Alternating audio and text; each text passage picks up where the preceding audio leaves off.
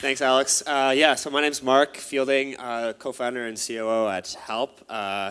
It is a study abroad platform for the next billion learners. What that actually means is that we help international students get in and afford college and university in countries like Canada, the US, UK, Australia.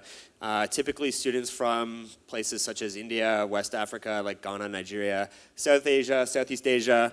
And we do that through a tech platform that makes it very easy for them to basically get through all the hurdles that is required of them in order to figure out what programs are available, figure out how to prepare and submit applications to those programs, how to pay for those programs, and how to get a study visa to be allowed to study in a country like Canada. Are there any international students or former in the audience today? Okay, I see a few hands. Nice.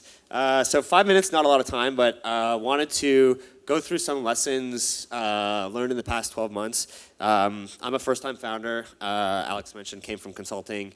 Halp has been around for over 2 years, but so a couple quick lessons. The first, control what you can. I'll get into each one of these and tell a short anecdote about each one. The second, surface and serve the right users, and the third is that great partners make a difference.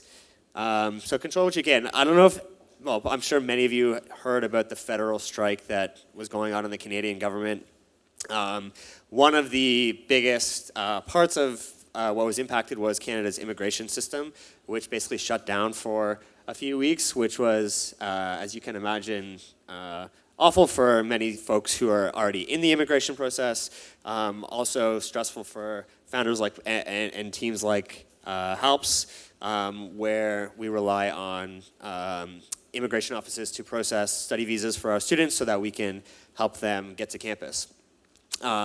This was kind of like a big event in our office, as you can imagine, but as we kind of like tried to get through it, we asked ourselves, what can we do about this? Because obviously we can't control government workers striking, but we can do a whole bunch of other things around that to help get us into a good position for when the strike ends. So we focused on those things, such as continuing to build and ship products for that make the user experience better. We continued submitting applications through online portals that remained open. We formed relationships with folks in the visa and immigration offices, engaged immigration lawyers to help students who are getting ready to apply. So all these things obviously don't solve the issue of kind of the market coming to a standstill with this strike happening, but thinking back on it, I think these events are not so uncommon, and there's a lot of things that you can't control when building a startup. Most things you can't control while building a startup, so you need to make sure that you focus on the things that you can and execute against those things really well. The second lesson is to surface and serve the right users.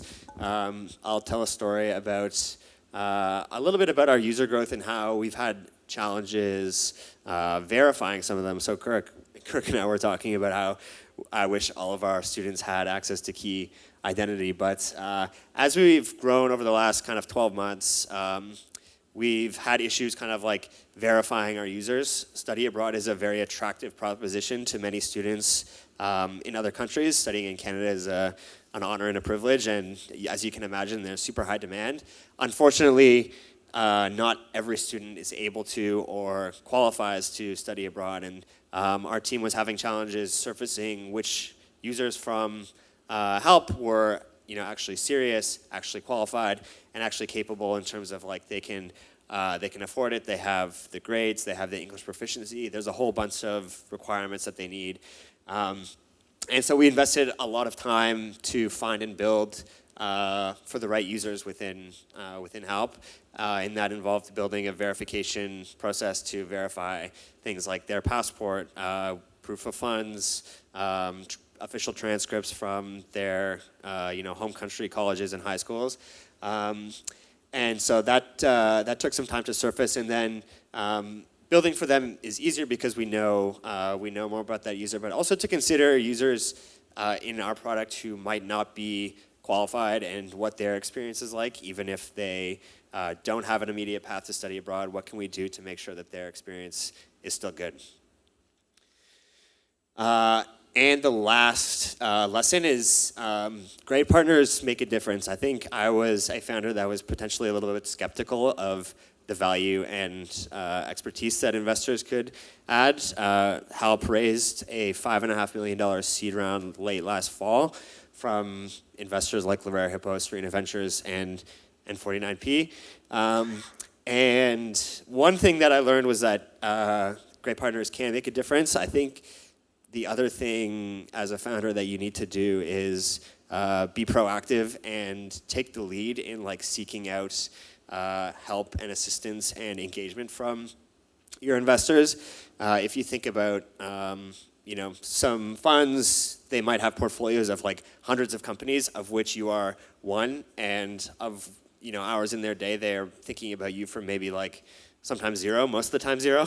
So if you need help and assistance, it's kind of like on you to leverage them, and we've had great success using our partners to help with trust and credibility around help with students, with other investors, hiring and talent, building out our founder and investor network, and just general guidance and expertise. And an example is on Wednesday, we're actually hosting an investor day at our office as part of kind of like our Q2 wrap up, and having just like a whole afternoon of sessions where we've invited folks from these firms and others to help us kind of like brainstorm on some challenges and opportunities that we're facing. So those 3 quick lessons. I think I probably went a little bit over time, but thank you.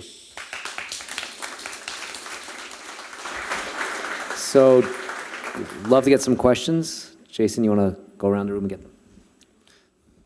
Alex asked why he wasn't invited to Investors Day on Wednesday. Maybe his invite got lost in the mail. No, he's invited. He might not show up, but he's invited.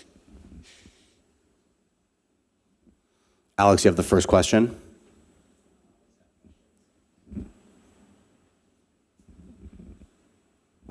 At the beginning, you mentioned students from all over the world. Yeah. And I imagine different countries have different challenges. So how have you determined which countries or where should prioritize students when you look at the world? It's a great question. So the way that we've thought about it is there's a few different things to think about. The first is kind of like a lot of countries have more mature study abroad markets than others. China, for example, has a lot of, not necessarily products like Halp, but their agent market is super built out. So is India, but it's a lot less sophisticated. So, and the market is just like massive and growing there. India just passed China for the most international students in Canada and around the world. So that's a focus. But then there's more nuanced things like requirements to get into different countries. Certain countries like Nigeria and Ghana don't need to have English proficiency tests done because English is the first language. And so all these like smaller considerations that we start to look at. So it's kind of like, I guess, two-sided. One is macro of where the international student growth coming from, and the second is more about kind of like competitive and competitive landscape and kind of like where the market is easier for us to enter. One last question. Maybe I missed it. How do you make money? It's a great question. Revenue model. We do have one. So we make money today by earning commissions from the schools at which we place the students. So international students are super valuable to the country, but also to the institutions that they go to. And so by providing a kind of like highway for international students to get accepted and get through all the hurdles of the visa process, getting to Canada, or we also do US, UK, and Australia. We get paid for that from the schools. One semester goes to Halp. Thanks, Marc. It depends, but yeah.